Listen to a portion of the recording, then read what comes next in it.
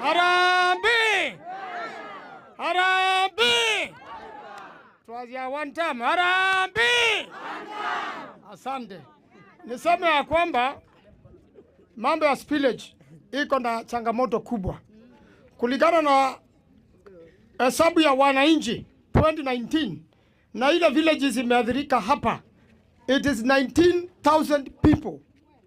Wale watu your excellency tumemanage kupimisha kwa madaktari, gavana akiwa, mimi na wakili mwingine, ni watu ambao hawezi fika 4,000. Kwa hivyo ndio unasikia wananchi wakisema sasa tuwezi ngoja kupima hawa watu wote 19,000, lazima kesi iendelee, hawa watu wote kila mtu apate haki yake. Hakuna mtu tunataka awachwe nje. Lakini makesi ikiisha, hii maneno itaenda kwa bunge, ifanyiwe budget allocation.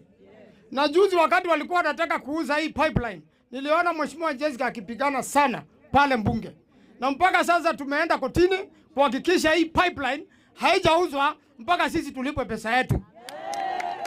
Kwa hivyo nimefurahi sana Your Excellency, umekuja, umejionea mwenyewe.